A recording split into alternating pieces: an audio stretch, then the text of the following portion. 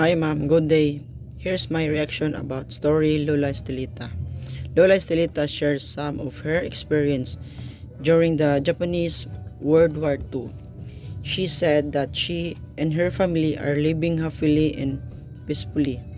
Not until one day the Japanese came and occupied some part of Philippines, and that time their way of life changed. And also, she shares that she was being suspected as one of the rebels suspected and arrested during the Japanese World War II. The Japanese army established a comfort station. Kung sa kuan pa ma'am, kung saan dito nila dinadala yung mga nahuhuli nilang mga babae at ginagawa yung mga karumal-dumal na gawain. Also, Lola Estelita said that she was forced into sexual slavery by the Imperial Japanese Army. Women were subjected into horrific conditions, including physical and sexual abuse.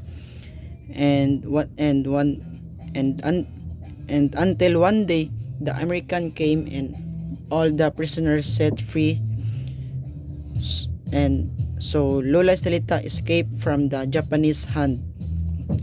She went home and then she went to Manila till she discovered the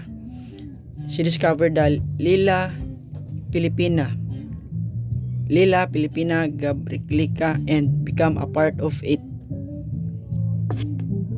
And lastly, so therefore I can say that Lola Estelita, this experience were a grave violation of human rights.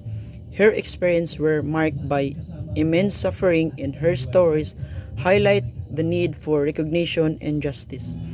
The issue of comfort women remains a continuous with ongoing efforts to seek acknowledgement and apology from the Japanese government.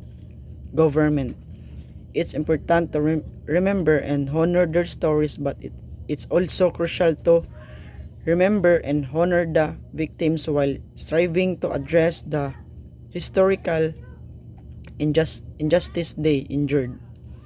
And that would be all, ma'am. Thank you, ma'am. Thank you for my listening about Lola Estelita interview stories. Thank you.